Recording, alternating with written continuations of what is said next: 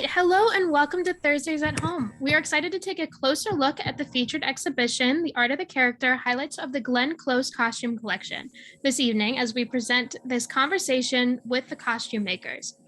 We're thrilled to be speaking with Heather Marshall, Eleanor Wolfe, Polly Kinney, in this conversation moderated by Heather Milam.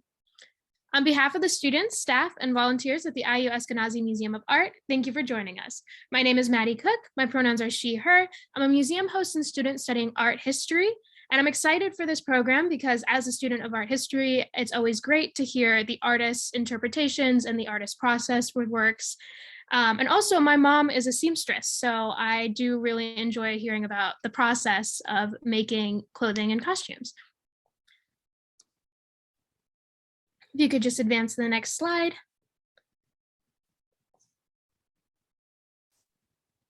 We wish to acknowledge and honor the Indigenous communities native to this region and recognize that Indiana University Bloomington was built on Indigenous homelands and resources. We recognize the Miami, Delaware, Potawatomi, and Shawnee people as past, present, and future caretakers of this land.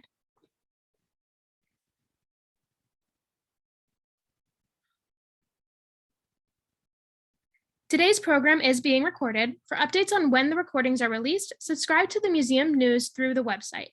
For those who are curious to ask questions, we invite you to submit questions using the Q&A, which is located in your Zoom toolbar, typically at the bottom of your screen. Questions will be addressed at the second half of this program. Closed captioning is available for this program. This can be turned on from your Zoom toolbar. The Art of the Character, Highlights from the Glenn Close Costume Collection, is presented in partnership with the Sage Fashion Collection in the Sydney and Lois Eskenazi School of Art, Architecture, and Design. The exhibition is co-curated by Kelly Gallett Richardson, curator of the Sage Fashion Collection, and Galina Olmsted, assistant curator of European and American art at the Eskenazi Museum of Art.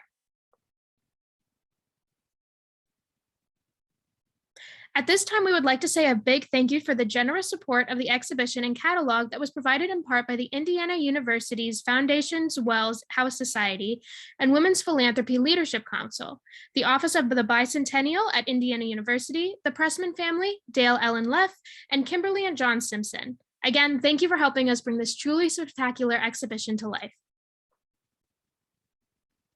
The accompanying catalog for this exhibition is a beautiful hardback published by Scala Publishers in association with the Eskenazi Museum of Art.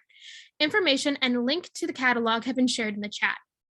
Now I have the great privilege of introducing today's featured speakers. Heather Milam is Director of Graduate Studies in the Department of Theater, Drama, and Contemporary Dance and head of the MFA's Costume Technology program here at IU. She had a hand in making some of the costumes in Art of the Character when she was working at famed Broadway costume shop Barbara Matera Limited in the 1990s. Katherine Marshall began her professional costuming career in Minneapolis in 1975 at the Guthrie Theater. In 1978, she moved to New York City and began working alongside the legendary Barbara Matera. Her work with Barbara would continue for over 20 years until 2000, she formed Tricorn. Katherine continues to run Tricorn, a full-service workroom located at the heart of the Garment District in New York City, employing over 35 full-time talented artisans creating clothes for stage and screen. Her costume association with Glenn spanned many projects, including The World According to Garp, Barnum on Broadway, Sarah Plain and Tall, Skylark, Sunset Boulevard, and 101 and 102 Dalmatians. Polly Kinney studied theater and art in college and has an MFA from the University of Iowa in theatrical design. She taught in a small private college for 10 years, moved to New York City, and worked 3 years with Woody Shelp, milliner for theater. She worked at Barbara Matera for 27 years as a first-hand draper's assistant, a draper, and as a graphics department and bead room supervisor and beading designer. After they closed, she has been freelancing in theatrical beading and wardrobe beading maintenance for Aladdin and Pretty Woman in New York City. She was one of Barbara Matera's assistants for Sarah Plain and Tall, Sunset Boulevard, and 101 and 102 Dalmatians. She would have marked out and cut many items and worked with any beading that required a drawing, like what she describes as Sunset Boulevard's final crazy costume and the dragon suit in 102 Dalmatians. Eleanor Wolfe is a costume designer from early childhood. She attended the University of South Florida, majoring in theater arts and working at the costume shop. After self-employment and 2 summer sessions at Brandeis University, she was ready to pursue a career in New York City, spending a year at various shops before landing at Barma Matera Limited, where she would work for 17 years. One child later, she moved upstate, and for 11 years had the teaching position of costume shop manager at the State University of New York at New Paltz Department of Theater Arts. Opportunity knocked, and she made her way to Miami Beach, where she has been a director of costumes for Miami City Ballet since 2018. We extend a warm welcome to each of you. Heather, I'll go ahead and turn it over to you to moderate the conversation.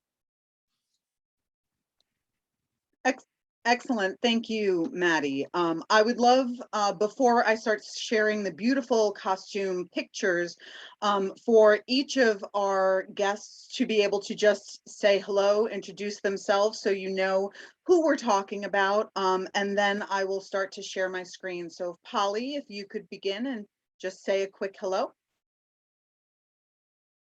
Oh, you're muted. Thank you. I'm Polly Isham Kinney. Bring me your beading. Excellent. Thank you. Kathy? I'm Katherine Marshall. I run Tricorn Costumes these days in New York City. Thank you, Kathy. Eleanor? Hi, this is Eleanor. I'm live from Miami Beach, and I'm just so thrilled to be here with my former colleagues, Heather and Polly and Catherine. It's great to see you all again, and it's great to be here to talk about these beautiful costumes. That has been one of the glorious things for me, aside from being able to see there we go, see the costumes, since Miss Close has generously donated them to the Sage Fashion Collection. But this, preparing for this conversation, has been a delight. These 3 women had a tremendous impact on my young career and absolutely influenced my trajectory over the years. So I am grateful to have the opportunity to honor them and talk with them and share this conversation with you all. As the bio said, all of us were at Matera's at the time of some of these costumes. Particularly tonight, we are going to discuss the costumes and show pictures from the costumes of Sunset Boulevard, which is not on exhibition, but which all of them had a strong hand in the creation of. And then 101 and 102 Dalmatians, which are featured lovely in the exhibit. For each of the pieces, the same sort of questions are going to be asked so that we can discuss how these costumes came to be from sketch. These 3 shows, Anthony Powell as the costume designer, to full realized creations, garments that went from paper picture to 3D item. The overall questions we will be looking to answer are: who worked on these costumes? And then for each of the women we're speaking with, what was your role? How many people worked with your team on these costumes? Describe the process, if possible, if you can discuss that. And then talk about specifically, since we're here with an interest in the making of these costumes, what is the fabric? What are we looking at? What is the beading? All of those detailed questions are of interest, I imagine, to the people signing on tonight. And then if there was anything especially interesting or different about the different costumes we will be seeing. So this first garment is from Sunset Boulevard, and it is a beaded ensemble, fully hand beaded. The outside robe and the I think of it as pajamas. I guess it's not quite pajamas, but the jumpsuit. We've always called it the pajamas. The beaded pajamas, the very heavy beaded pajamas. When we talked in preparation for this meeting, somebody had a story about sitting in the house and the impression this costume made on them. I think that was you, Kathy. Would you like to share that? Well, yeah, it was just the delicious sound of it, because she comes down the huge staircase and you just hear all the bugle beads slushing down every step, and it's just decadence, complete decadence. One of my friends, when I posted this picture, had that same recollection from when she saw it as a senior, sitting in the house, that was the impression it made on her as well. Which team worked on this and made this costume? Well, Polly and I were on Barbara's team. We were directly Barbara's assistants, Barbara Matera's assistants at this time. And we made this costume not only for Glenn Close and her understudies, but for many other women who came to play Norma Desmond afterwards. And I'll just say a few words and then I'll let Polly say even more, I'm sure. But the coat, the overcoat, is silk chiffon, and it's beaded in a pattern that's called vermicelli. Just jump in there if I'm saying the wrong thing, Polly. And what I wanted to say about this garment was that you're going to see many costumes that were made at Matera's that Polly had, as she said, did the graphic designs for the beading. And in those cases, things have to be actually marked out by hand. So that the image that you'll see of the beading as beading, it had to be an image that was transferred to the fabric. And in this case, we did parallel lines for the thing you're looking at now, the sash, which has lots of lines of bugle beads. But the rest of that vermicelli pattern is all done by the beater's hand. So they have to be very adept at spacing the beads and taking their stitches and making these wiggly little lines that they're doing all by themselves without any drawing to guide them. You want to go on from there, Polly? I'll just say that to mark out the parallel lines of number 2 bugle beads in silver lined crystal and silver lined gold that we're using, we draw the lines about 1/4 inch apart, and then the beading ladies put more in between the 2 1/4 inch lines, so it looks pretty thick. The vermicelli, I think in this case, was probably what we call a double vermicelli, so she would go over it with the silver bead and do the whole thing in the silver, and then go back again and go over the whole thing with the gold. So that's how you get that kind of random mix of gold and silver. And it's not something that somebody had to pre-mix on a string, thank God. So how many people would you say, to make this one costume, worked on the team between the beading ladies and on Barbara's team that had a hand in this?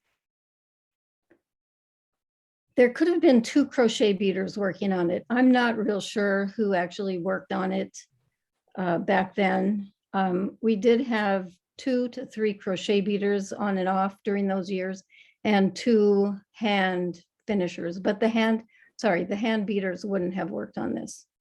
And then Eleanor, what do you think? We must have had 5 sewing ladies and hand finishers on our team, and then the 2 of us.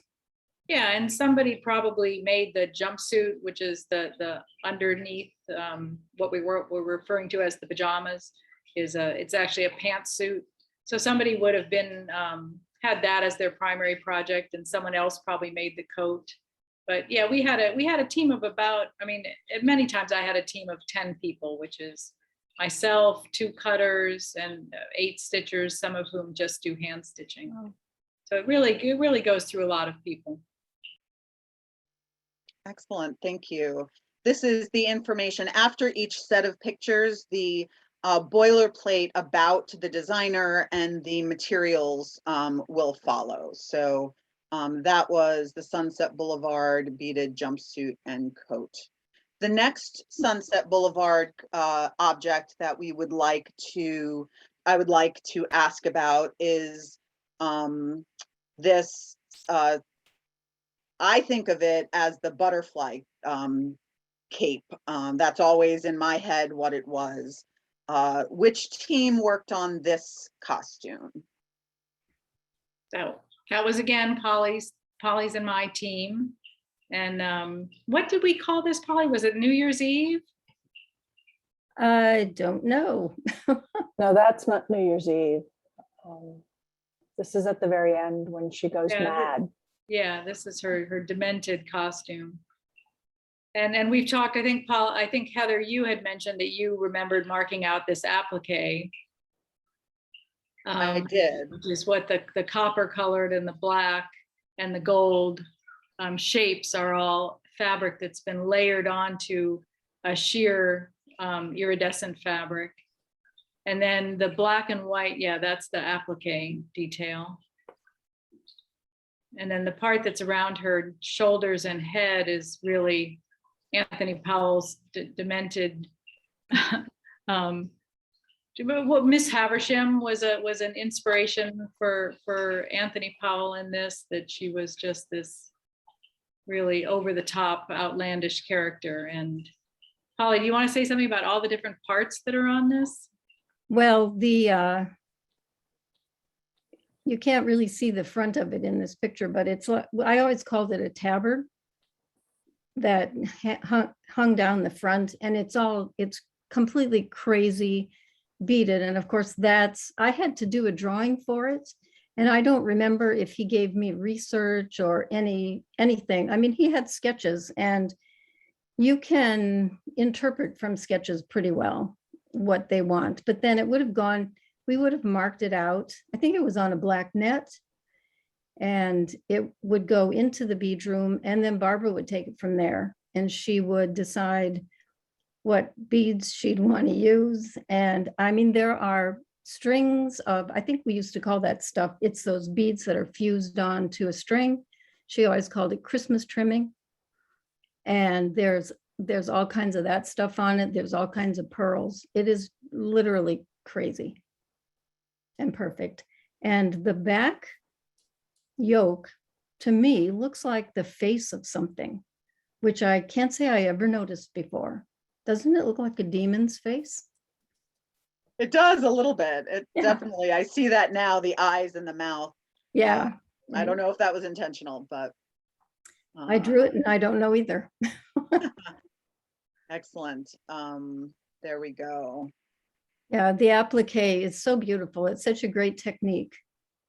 Do you want to talk about what that technique involves? Well, it's very labor intensive. So Heather, you would know if you had to mark it out, I'd have drawn it on paper. You would have marked it probably on that iridescent fabric with the blue tracing paper.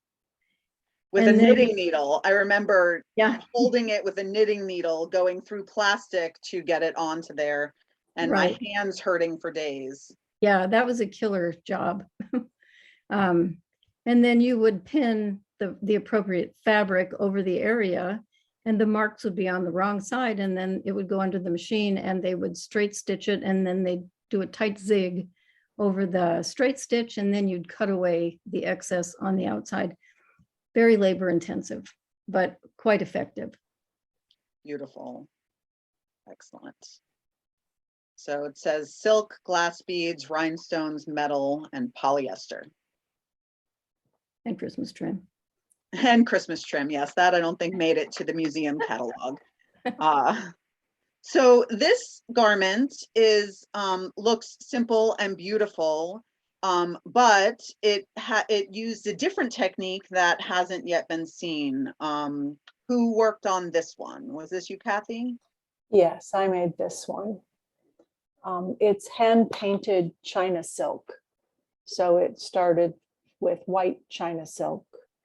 I would imagine that I don't remember for sure, but I would imagine in the first fitting, Anthony drew some lines just like for an angle, but it would be based on the sketch. Brian Coleman was our fabric painter at that time. Most recently, we remade this for Glenn when she did Sunset a few years ago again, and Jeff Fender painted it. But we'd mark out the perimeters, thread mark it all, leave it square. It would go to the painter and come back, and then we would put it together.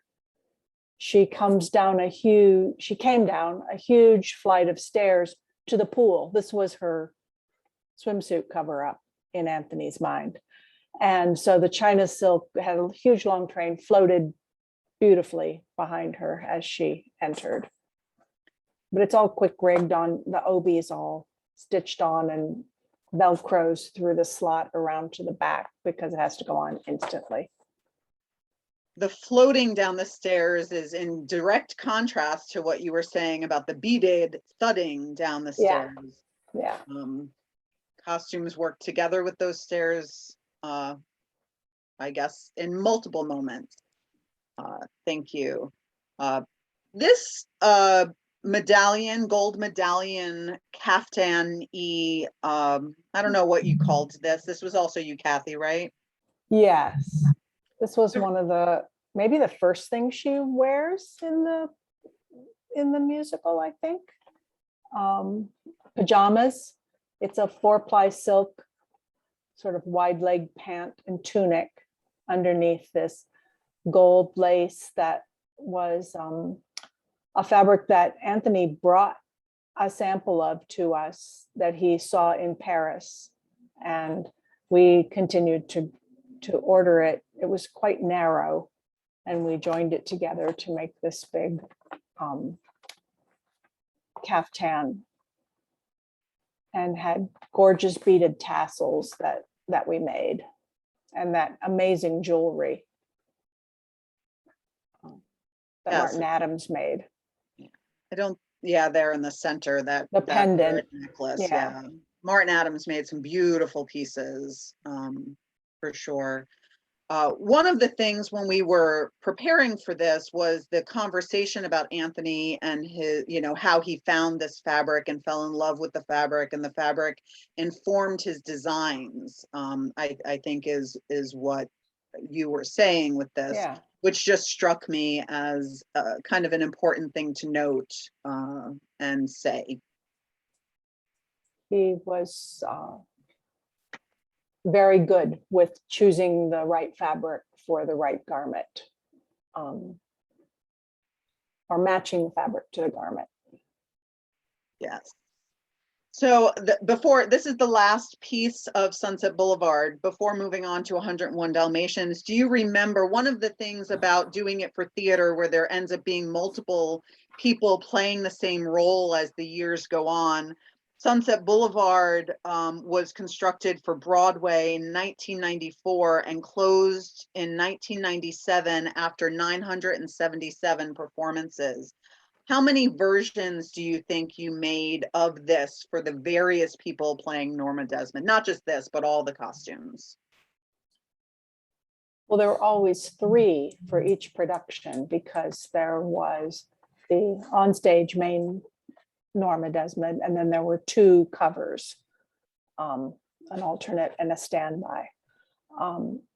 But we also did many tours of it besides Broadway. And I think we made Elaine Page when she went in London. So, I mean, the list was, Betty Buckley, Petula Clark, Diane Carroll. I'll forget somebody, but many, many people. Faye Dunaway, although that production didn't happen, but we did make her close. New York, LA, Toronto. Yeah. As you said, back to London. Yeah. So, that's so many versions of this, but it's what makes theater rather than just the movies, which we'll move on to.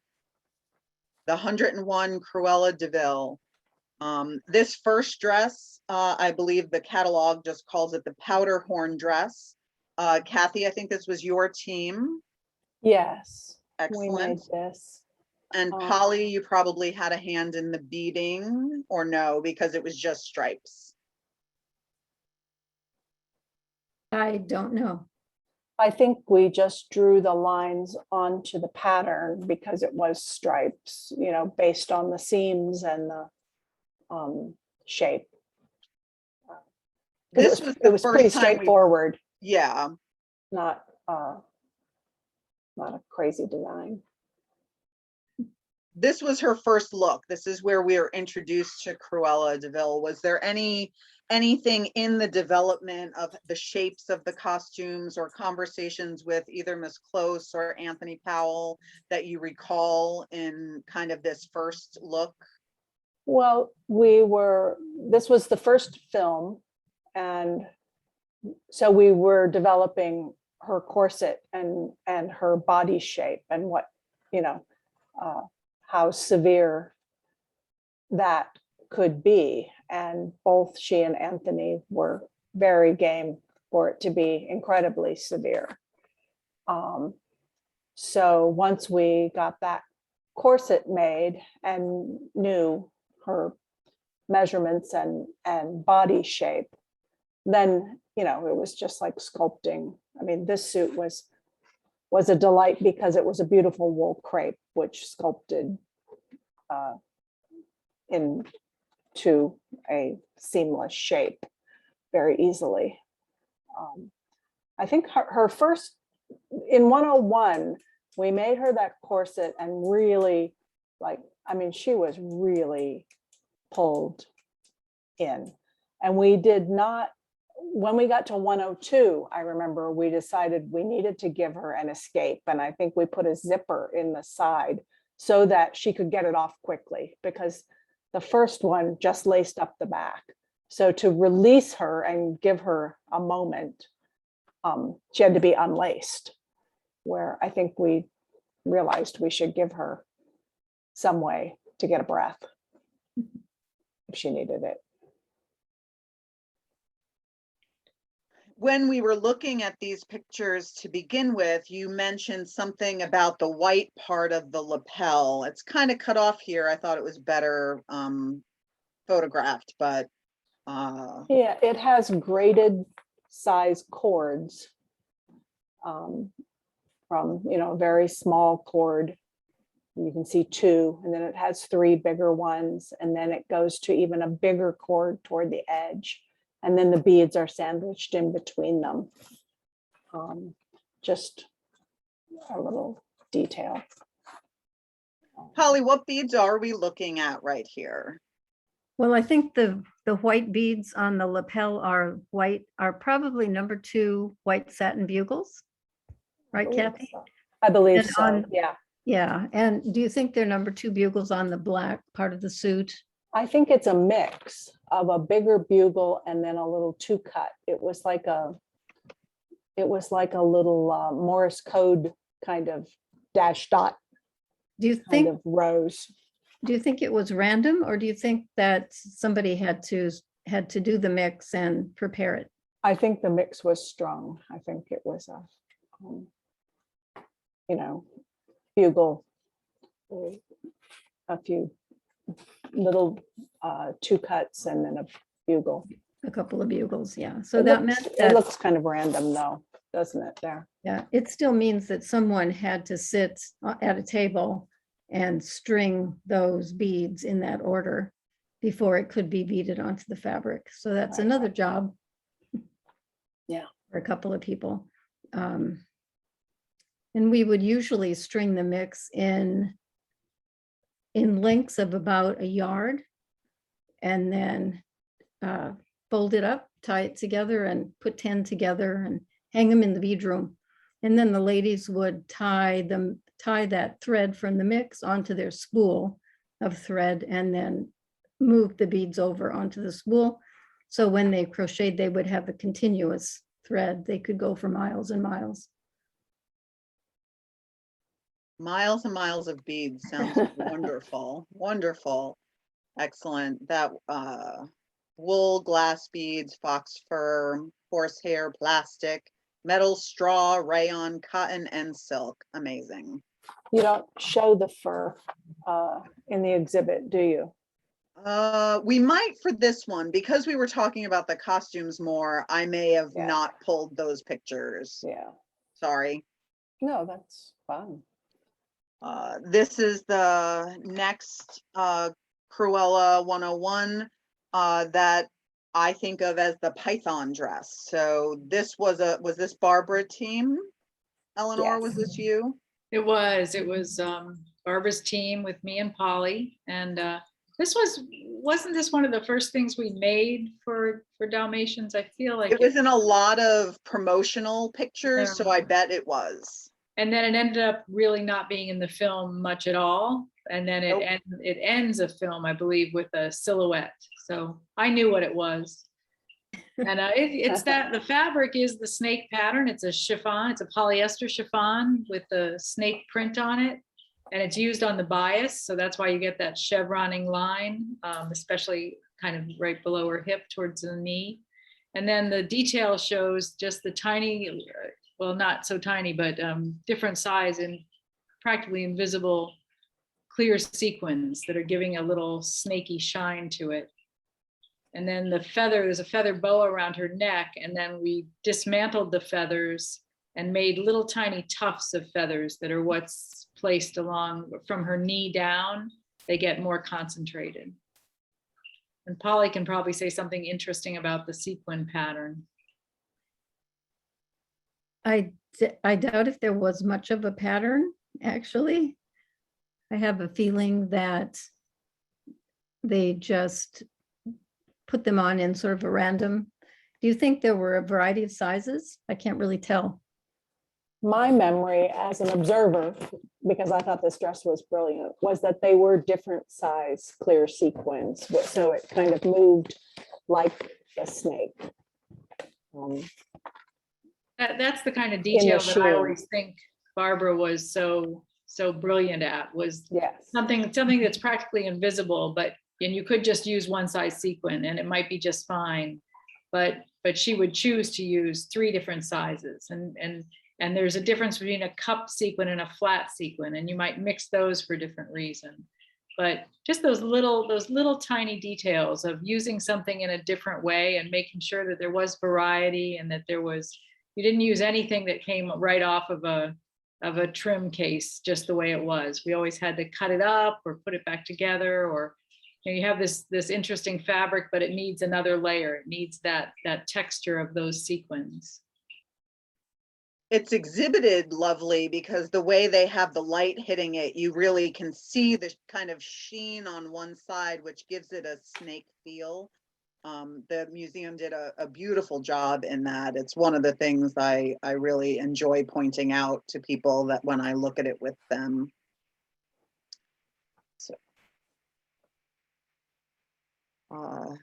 this is just a close-up. The final kind of the museum's template has the full picture, but the reason I chose this one was in our conversation and looking at it, I think Eleanor asked Kathy, like, who made this and what did they say when you said bind it with leather? And it just gave me I wanted to highlight kind of the skill that the stitchers at that shop had to just go with the flow with some of these crazy ideas or these unusual materials to make such a beautiful thing. I don't know if you want to say anything more or different, Kathy, but. No, I mean, the fur cloth was not thin, I mean, it wasn't super thick, but so the goal was to sort of finish it in a way that kept it clean and not clunky, and not thicken it anymore, keep it fluid down the edge of the cape. And I mean, I think Anthony thought of her as, she certainly had an eccentric wardrobe, but that she had high quality, high fashion, expensive clothes. So the finishes needed to reflect that. You can see it's lined with a different fur cloth, that cape. I think it was quite heavy. It was heavy. It is heavy and stiff almost. Yeah. So this was also a Barbara team. I believe probably we're moving into 102 Dalmatians. So this is the second movie. And this garment is made of garbage bags and printed plastic and bubble wrap. Maybe there's other things, but that's what it mostly is. And the reason to show it is because it is such an unusual creation. And so I would love one of you who knew Barbara well to talk about her use of unusual materials and the genius and pain in the pain that it could be. Well, as Eleanor said already, she was genius at putting stuff together and using unconventional materials. And I don't know, I mean, Anthony Powell must have, I mean, they were friends for a long time. And I have a feeling that he thought up this costume just to give her a chance to do an absolutely wild and crazy thing. And it really is just, I can't imagine sewing garbage bags. And Eleanor, I think you said that they also used, did they use the pinking machine or just pinking scissors on it? I think when we were looking at the Jabot thing, it looked like it was pinking scissors. This isn't a close-up, so I'm not sure you'd see that in this version, but. Yeah, but Barbara really had a hand in actually making this thing. I think more than probably the rest of them. I think the other ones, she was our draper and she figured everything out and did all the fittings, usually with Eleanor in tow. And but I think Barbara actually had a hand in this, as I think she did in the last costume from Sunset Boulevard too. I think she actually did all the Christmas trim and stringing of pearls and stuff. Yeah, by the time we did 102, I had my own team in the middle of the shop. But I remember Barbara being so excited about making this garbage bag dress. Like she just thought this was just the bee's knees, you know, this was just of all the beautiful things she'd ever done. She was all excited about making this bubble wrap garbage bag dress. You can hear her giggle almost looking at it. Yes. So here is one of a spectacular costume, which in all its glory did not get the accolades on film that it should have, because in this dragon costume made by Mark Hoppel's team, I believe, we never see this beautiful back dragon. Polly had a strong hand in the design of this, so I'd love to hear you tell us a little bit about the process and what we're looking at, how it was developed. Well, like you said, Mark Hoppel's team made it, so he would have given me the pattern for the suit. And I don't remember, I must have had research or something from the designer, but it was just draw a dragon. And so that's all I did. And it was really an amazing project. And as I said before, I wish I had stolen that pattern. And then Mark would have taken it and done his applique magic on it.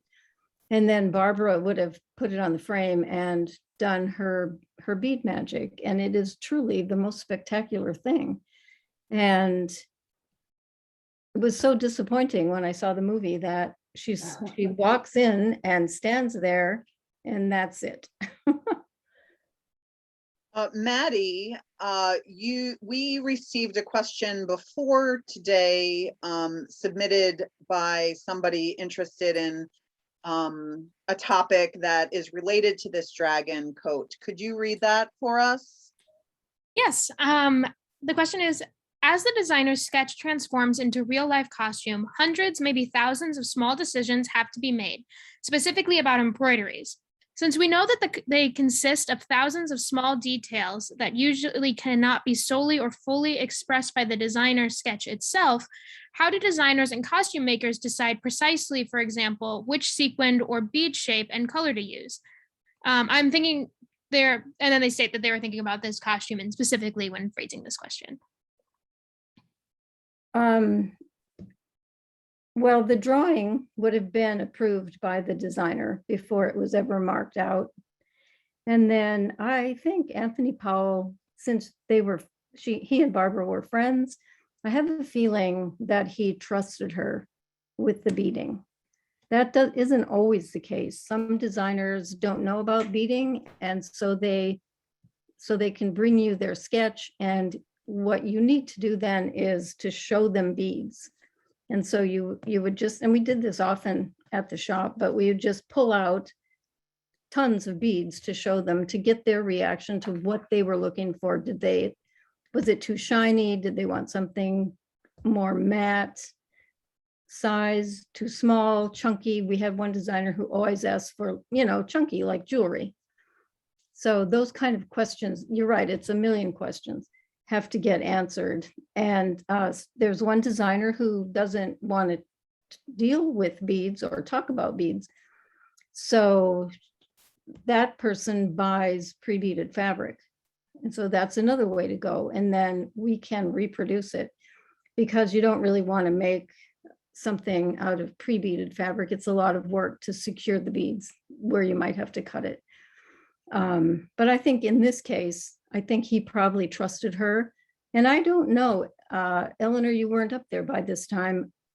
I don't remember him hanging out in the bead room much, but I do remember when it was finally finished and we took it into a fitting, they actually let me come in. Usually I didn't go into the fittings to see it on Glenn. And I mean, it's really amazing, an amazing costume.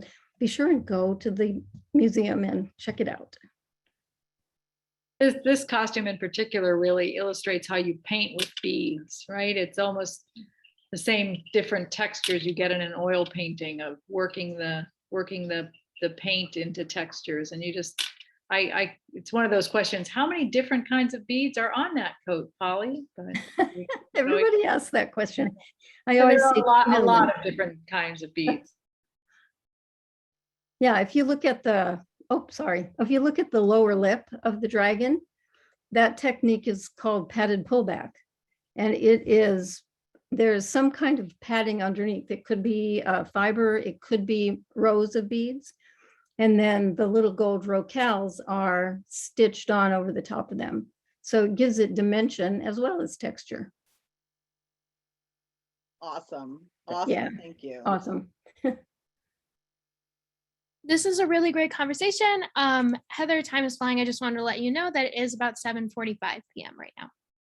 Wow, we did not get through everything that we were hoping to, but this is one of my favorite. When I'm asked what my favorite costume is, which my students do and people do, the Python dress and this dress are top of my list. So I don't want to not let Eleanor talk about this spectacular creation.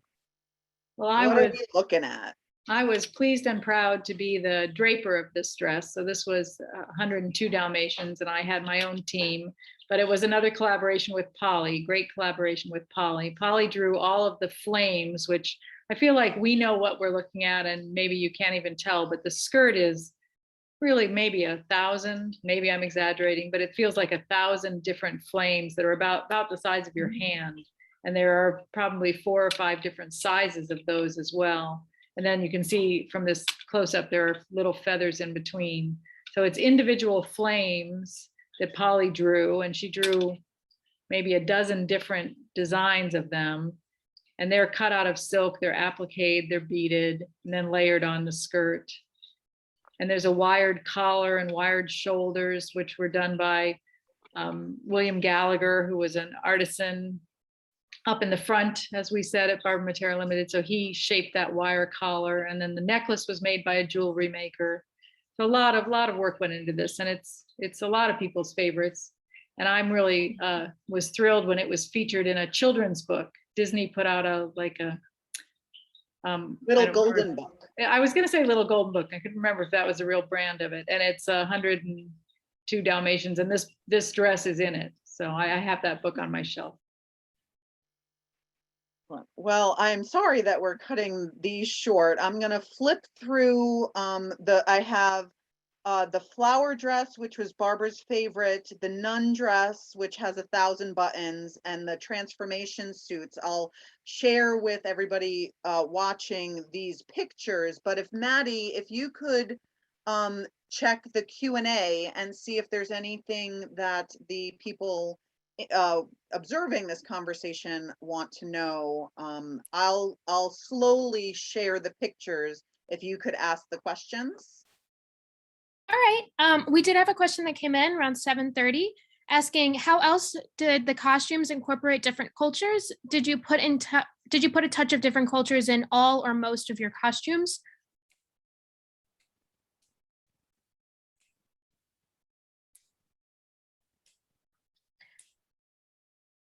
I do believe this was around the time you were discussing the second dress from Sunset Boulevard. Oh, maybe the kimono painted silk? Yes, I believe so. Well, I think the designer's inspirations would have come from, I mean, I think we've seen some different cultures represented in this, that it would have been Anthony's, inspirations coming in. I think we always called those Thai flames, didn't we, Polly? Do you have some Thailand inspiration from those flames? Flames, I don't know.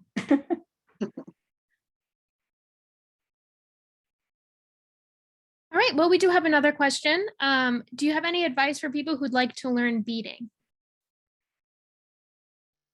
Whoa, buy some beads, think of a project, and watch some YouTube videos and just start doing it.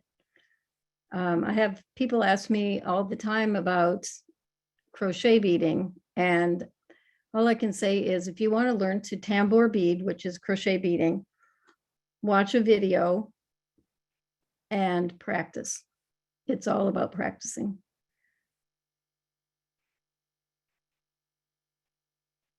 But I think if you can think of a project that you want to do. I had a lady come up to me the other day who put her sewing machine away. She got disappointed 30 years ago, put her sewing machine away, and she wanted to do something. And I said, well, just think of a project that you might want to do. I once upon a time wanted to do beaded purses. And so I just did. I just started doing it. And the more you do it, the more you'll learn the kind of things you like. Shopping for beads is like so fun. You'll probably love that phase of it. But I would say just, start on a project and do something. I don't know anybody that teaches beading, actually. There's a guy in Kentucky. Yes, I've had students that have learned from the guy in Kentucky.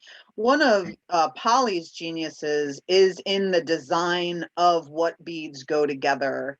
Her bead drawings, which I use as examples of kind of the art in making, is just really fantastic to look at. Thank you. Could I ask if there's not more questions, Maddie? I don't know if there are. If each of you were to share what your favorite Glenn Close costume over time has been, do you have a favorite?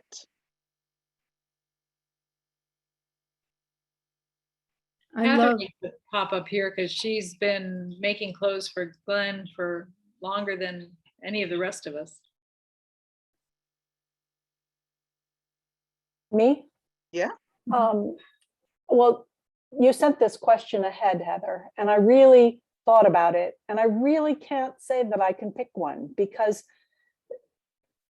collaborating with Glenn is such a joy, and she's all in all the time. And you add Anthony Powell on top of that to many of the projects, and everyone is just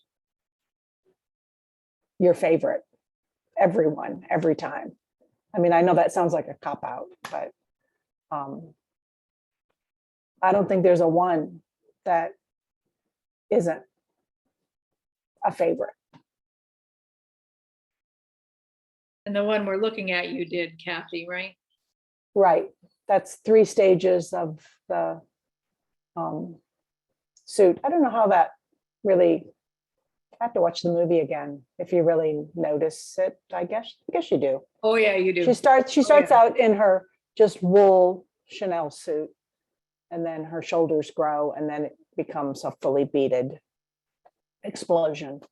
She also gets a little bit crazy. Her hair gets and crazy all of and that. all You- of that. Yeah, You see the transformation as an overall thing. yeah. One of those things you could do on film that you couldn't do in live theater. Right. All Well, it right. looks like we're getting more questions. Yeah. Yes. Do you approach beading differently when beading a costume for a stage as opposed to a film, which relates to what you just said about how this wouldn't be possible on a stage? Yes. I think for the stage, you can get away with using bigger stuff, bigger beads, because let's face it, the audience is a long ways away from you. And I did beading for Aladdin, and I used some tiny stuff, and it's like, why did I do that? For the film, you know, I beaded a pair of shoes, and I'm like, who's going to see shoes in a film? You never see their shoes, but you still want it to look absolutely perfect. And if it happens to get a close-up, it has to be absolutely perfect and correct. And your little things will show up really well there. I would say that's the biggest difference, is the closeness of the camera to the distance of the audience. Awesome. Do you have any advice for people who want to go into costume design, like as to how to start this career path? School, Heather's program. I guess you're not a design program, but there are good design programs. And I think sometimes some of the young people that start out in design work in the shops as shoppers. At least that, I'm not sure if that's true anymore, Kathy, is that? Yeah, They get to know the designers and then become an assistant to a designer, put in 20 years doing that, then you can be your own designer. I think you can really learn a lot being an assistant to a designer. You know, pick one you admire, you like their style and their work, and work with them, watch them, learn from them. My advice is often what Polly alluded to, was looking at being a shopper, because the shopper really has to learn to communicate between the shop and the designer. They have to know about fabric and what fabric can and can't do. They really learn to interpret the needs of the designer's sketch. And I think that that's such a valuable, important skill to develop. Awesome, thank you. We have another question. Were the flowers for the flower dress purchased or pre-made in the house? And then if made in the house, do you know what fabrics were used? I'm pretty sure they were purchased, torn apart and put back together in a different way. Sometimes you might see a whole flower, but sometimes you'll just see petals. She loved tearing stuff apart and putting it back together in a new way. And would they have been Dulcan and Derrick? Yeah, that's what I was going to say. I would imagine they would have been made at Dulcan and Derrick, and she probably went and looked at samples and with Anthony chose colors and fabrics, and then they were custom made. And they're silk, usually silk. Usually they're silk, which this is like something like on Broadway.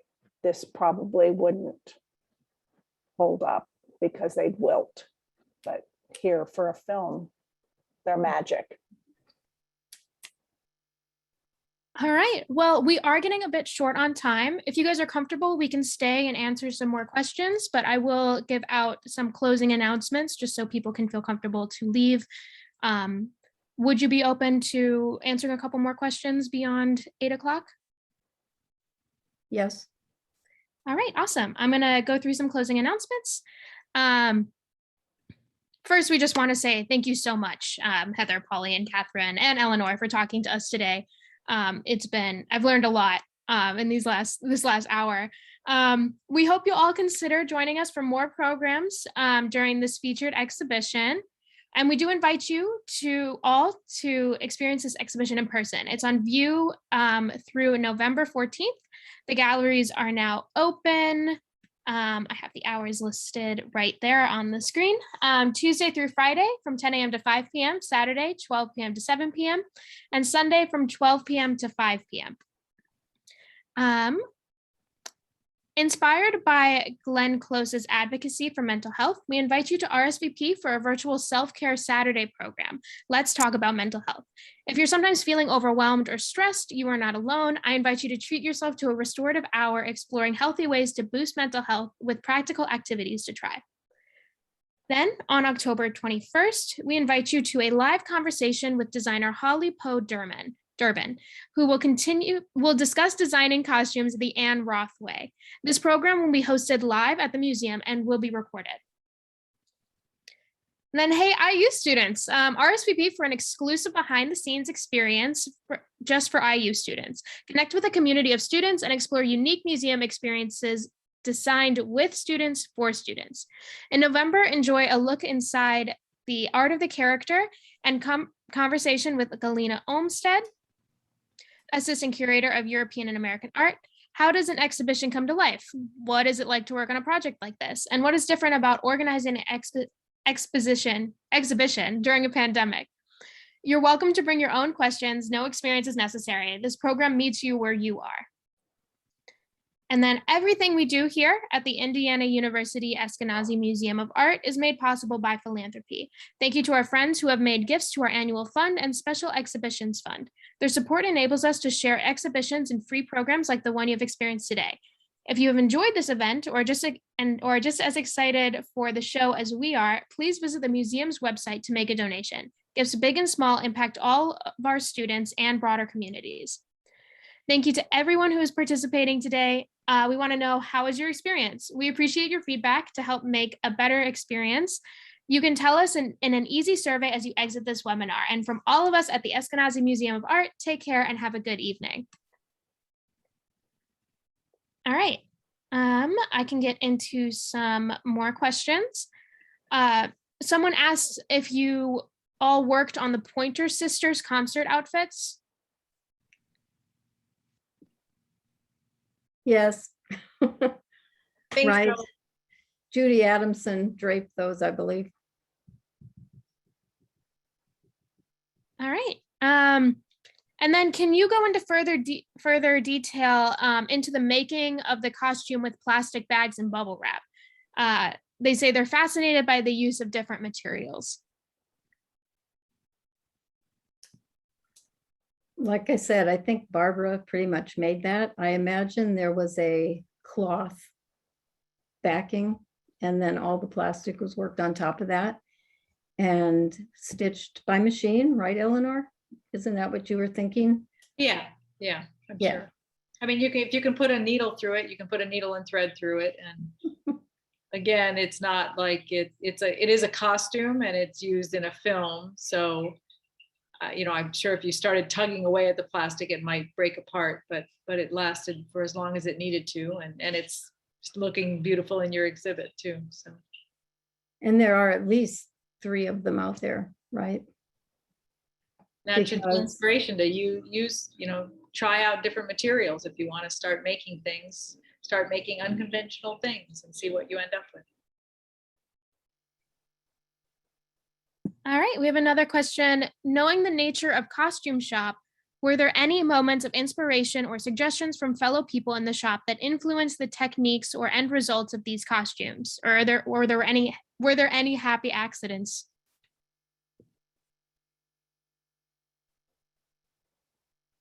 Well, there's always cross-pollination and a confluence of ideas and talking amongst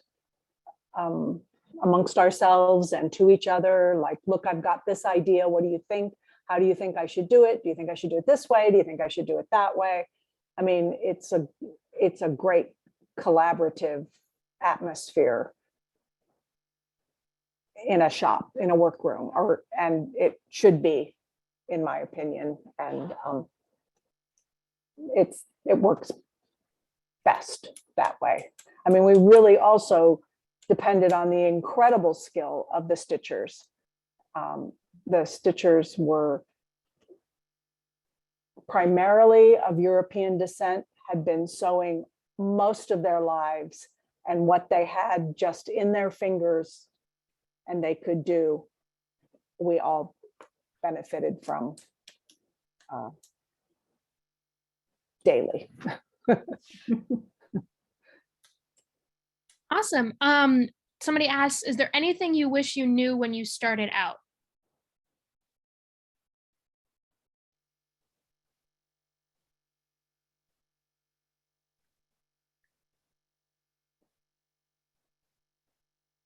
I think the journey that we went through to get where we are today probably was the best way to do it.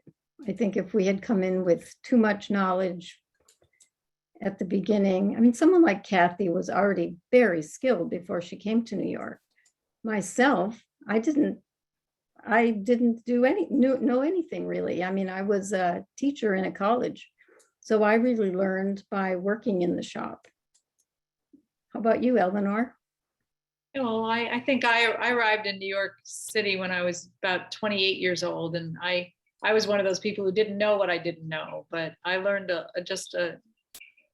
wealth of experience at Matera's. It's something that, it was the graduate school of all graduate schools, and I learned from Polly and from Catherine and from Barbara and everybody else who was there. As Kathy was saying, it was a collaboration, and it was an eye-opening experience. Just that was a magical workroom. It was a magical time. I was actually surprised that Sunset Boulevard only ran 3 years. It seemed more like 10.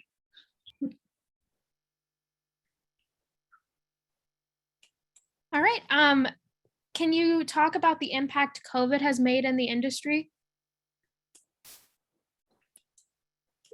Well, we stopped. We were stopped in our shoes. And as a business owner in the city, it was devastating because rent didn't stop, but everything else stopped. So it's been a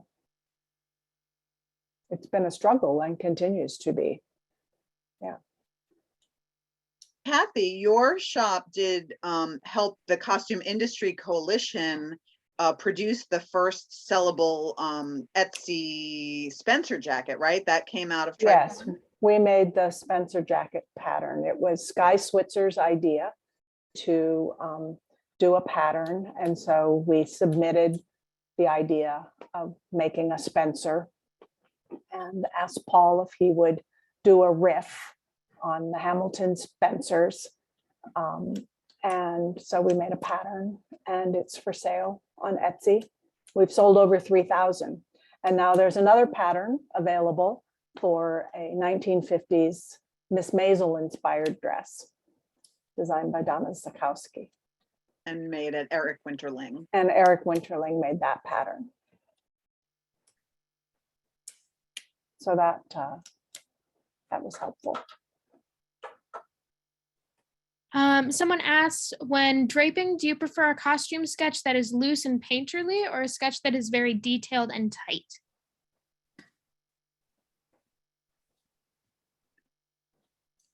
What do you think, Can be Eleanor? interpreted. Sorry, what was that? You both spoke at the same time.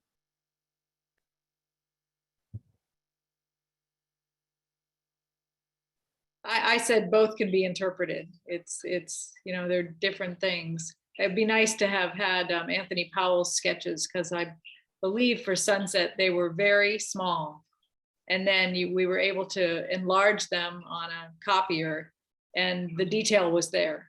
And Polly mentioned it in one of the other things we were looking at, how you're you know, we work from sketches, and sometimes they're easy to interpret. And sometimes they're more impressionistic, but that's where our artistry comes in and collaborates with the designer.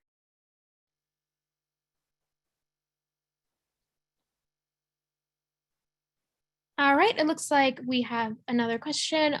Oh wait, no, sorry, that's the one I just answered, or that you just answered, that I just asked. So we just wanted to say thank you for your time. Looks like we're about ready to close out, unless you have any final comments you want to make or any last statements for the audience. I would just encourage people to go see the exhibit if they can at all. It's beautifully done, beautifully presented, and it's a lot of fun to see the close up close and personal. The catalog is purchasable. Somebody I thought had asked, I don't know if you answered it in chat, but somebody had asked if you could get a link to the catalog.